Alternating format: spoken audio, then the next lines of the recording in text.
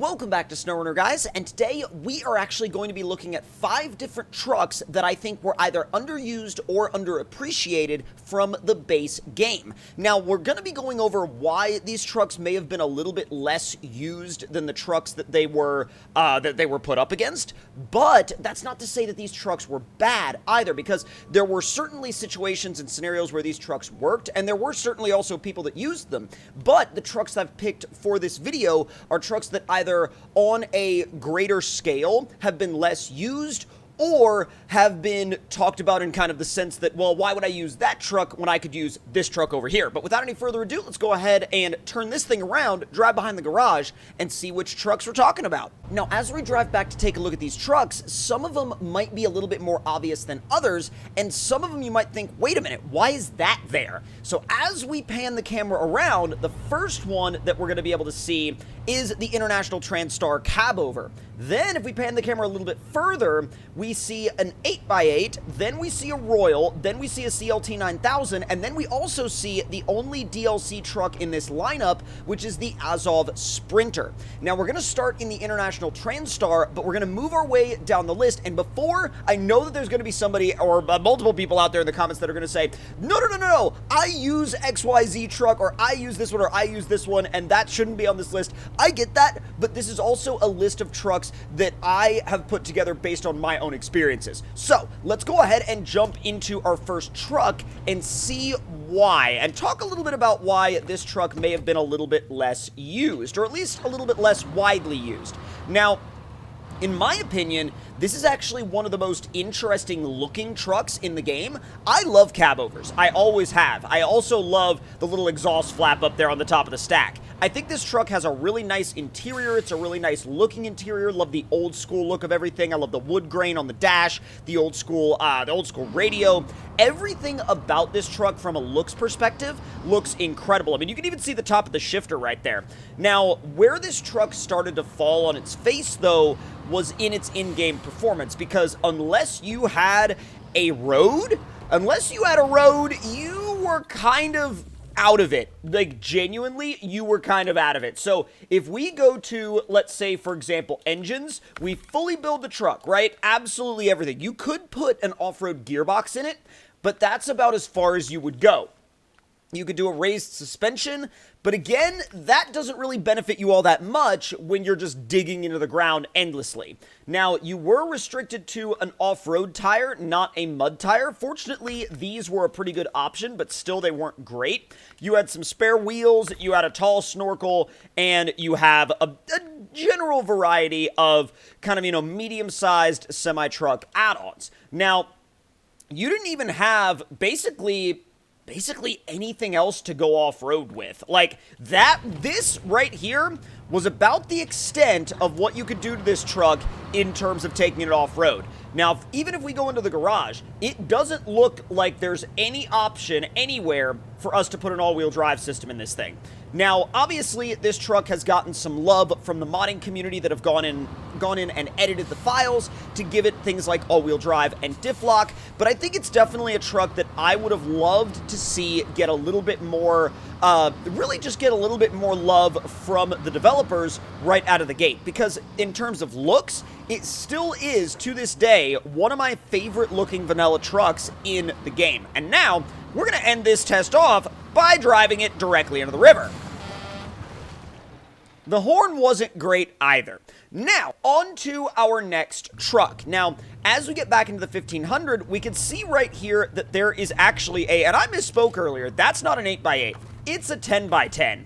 Now, the reason why the Azov 73210 was on this list is not because it's not highly capable off-road. It's actually got a lot of grip and a lot of traction, but a lot of people didn't use it because of the overhang. The overhang on this truck was so incredibly large that, and I even experienced this too when I was playing through the campaign and I first unlocked this truck and I thought to myself, oh, that thing looks sick. I bet it can go everywhere.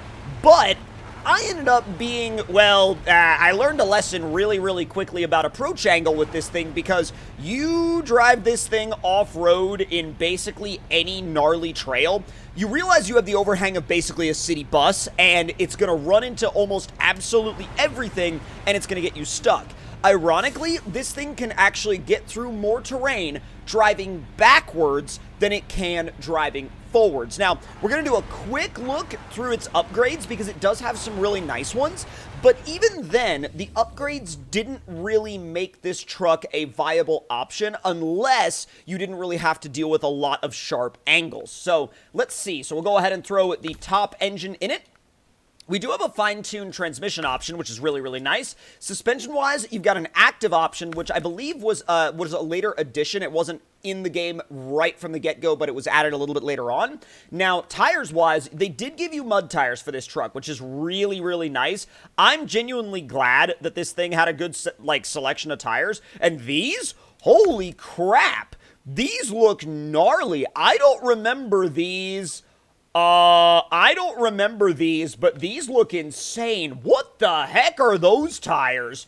Yo, that's gnarly. That's ridiculous. I had no idea that those were available on this thing now. What the heck? That's absolutely nuts. Now, I will tell you, the large maintenance frame, if you needed a really, really, really good support truck, the large maintenance frame definitely filled that, kind of that category, that void. But the problem with that is that it also created a dramatic overhang over the rear end, which now you have a huge overhang on the front and the back, which kind of makes both your approach and departure angles, terrible. And frankly, when your approach and departure angles are both terrible, it's kind of tricky to get this thing just about anywhere. The DLC paint job was kind of cool looking though, so, I mean, I guess that redeemed it a little bit. Now, once you get this thing fully set up, it is an incredible looking vehicle, and that was one of the things that always kind of bothered me a little bit internally about this thing, is that, you know, it looks amazing. I think it's one of the best looking trucks in that heavy,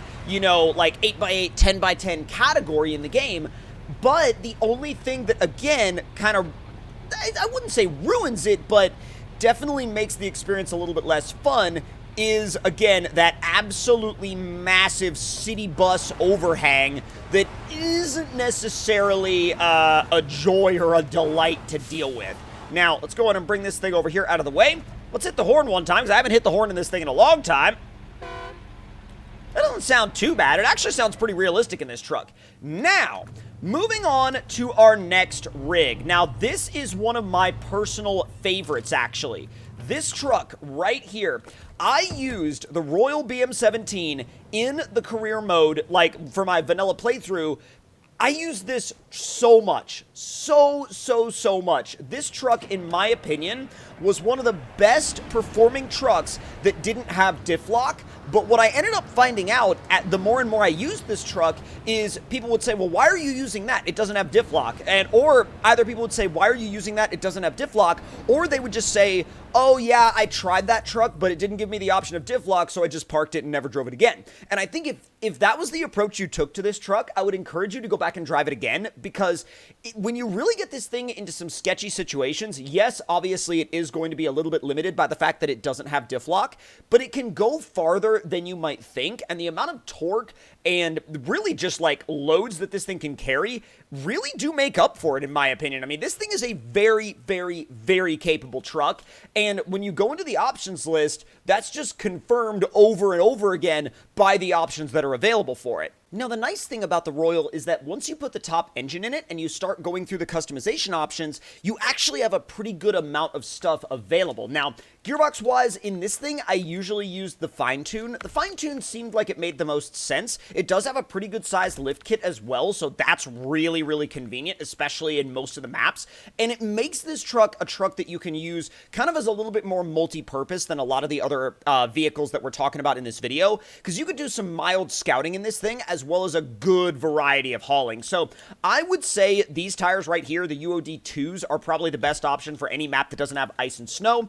And I would throw the advanced medium winch on it, probably some spare wheels, wedge cap, snorkel, all that good stuff. And really, again, you have the same standard list of medium-size frame add-ons. The articulated towing platform, though, was interesting, because when I was using this truck a lot, that was before all of these DLC packs came out that had stuff like this. So I feel like if I went back and used it again, I would probably use this add-on a lot more. Now, The way I used this truck most of the time, though, was with a either saddle high or saddle low, and I feel like the semi-trucks were, or the semi-trailers, excuse me, were probably the best way that you could put this truck to use. But even if you needed something to haul like light stuff around, the sideboard bed made a lot of sense. Now, obviously, you have a pretty good size. Oh, there we go. Yeah, the muzzle stack is definitely one of my favorites. Whoa, look at this paint job. I never ended up seeing this. This one looks it's kind of weird. I don't know about the flames, but I kind of like the graphic of the engine right there. So this thing, I think, definitely deserves more love and more driving time. If it's a truck that you were kind of like, well, it didn't give me the option of diff lock, so I'm just gonna let it be. It's still, if you're talking about vanilla trucks, even without the diff lock, it's still very, very, very usable. Now, let's pull this thing back over here. We'll hit the horn. Oh, this thing has a proper sounding horn. I love that. Now, the other trucks on this list, there's two more. And this next one may upset a couple of people because there are people in this community in the game that really, really enjoy using the Ford CLT 9000. And I think, honestly, I don't blame them because the truck itself, from a looks standpoint, is beautiful, right? It's got one of the most gorgeous interiors in the base game out of any of the vanilla trucks. It's got a really, it's got a very, timeless, not even timeless look, but, very period correct look. I remember seeing these on the highway, not when they were brand new, but even throughout the 90s and stuff like that. I remember seeing some of these still running around on the highway, and I think that, it's a shame that at a certain point this kind of cab-over generation of trucks started to go away. And I mean, I get that there's certain design decisions and reasons why you would move away from that type of design, but still, this type of design is still very nostalgic to me. The only downfall, though, or I would say the multiple downfalls of this truck, is the fact that, well, the power was It's speaking about the SnowRunner version, obviously not the real world version, but the power was the off-road capability was not there, and it just didn't really tick a lot of the boxes that you would need something in SnowRunner to tick if you were going to use the truck really regularly. Now, with that being said, it wasn't bad for running around on a lot of the dirt roads, but the second you introduced this thing to mud, it was kind of all over from there, and you had to just go, well, I guess it's time to grab one of my other trucks now, because this thing is not going any further. Now, the beauty of this thing, though, is that you could use a crane, and you could use both saddle high and low for different trailers, and the weird thing, though, is that it wasn't really ever as high up as a lot of the trucks that you would use to haul the high saddle trailers. And so whenever you ended up hauling any of the larger trailers with this truck, it kind of looks a little bit awkward. And I'll show you guys what I mean. And not only did it look a little bit awkward, but it drove a little bit awkward too. And I know it sounds like I'm kind of ripping into this truck, but I only do that because I love the way it looks. I just don't feel like it ever was given the performance to back it up. So let's find a high saddle trailer. This one will work. Actually, this one is about the perfect height for this truck. Some of the larger ones, like in particular the heavy 8 slot, the vanilla heavy 8 slot, is a little bit too much for this particular truck in my opinion. But, I mean, once it's loaded down, it's not bad. It's not bad at all. And there's, as you can see, there's still space on the frame for other add-ons and things like that, especially if you wanted to include a crane with it. So as we go ahead and bring this truck up here, we'll go ahead and get stopped, hit the horn.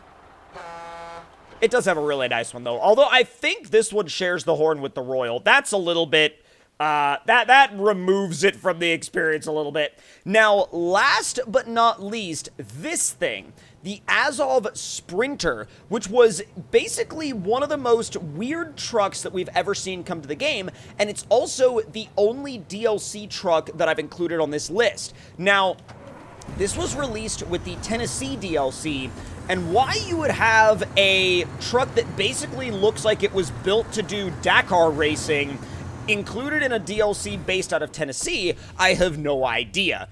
But it definitely brought with it that kind of idea and spirit of racing that they were trying to go for. And when you upgrade it all the way up to this guy, the Azov AM 16-1, the speeds, trust me, The speeds match. The speeds are absolutely there to match, and you get a decent amount of tires. You actually do get mud tires on this truck, which look at those. Those are so sick. I love the way those freaking tires look. They look amazing. Now, let's do the tall square cap snorkel, and I might just throw a... I'm not going to throw anything like that on this thing right now. I do actually like the way it looks. I feel like it's one of the more interesting looking trucks in the game, but what ended up happening was a lot of people ended up not using it because, obviously, with it being a racing truck, it didn't really have the ability to haul any types of cargo, and so, you know, a lot of people were like, okay, this is cool, but they drove it once and didn't drive it again. And on one hand, I get why, because, you know, it's not like you're going to be hauling any trailers. It's not like you're going to be... It's basically a giant Scout in the grand scheme of how you would think of a vehicle in SnowRunner. But even then, you know, it's definitely a vehicle that I think deserves its own place in the game as a vehicle that was weird, but also really in an interesting way, and a vehicle that I think deserves a lot of driving time. Now, let's see. Let's take it for a quick rip and see how it feels. I expected high range to be higher, because we're on the sport gearbox. I expected high range to be a lot higher. Shows how much I've driven this thing, by the way. I haven't spent a lot of time driving this truck. I do really like the interior as well. I mean, I love the fact that they actually modeled out, like, racing seats and harnesses and everything for this truck, because they look great. They look amazing, don't they? The horn is a little underwhelming, though. I will have to say that. I love the little improvised AC with the freaking fan up there. It's like, it's such a hilarious little touch. But with that being said and done, let me know in the comment section down below if you agree with the trucks on this list, if you disagree with the trucks on this list, and if you think there are any other trucks that should be added to this list. Once again, make sure to let me know in the comments down below, and I will see you all in the next one. Talk to you all later.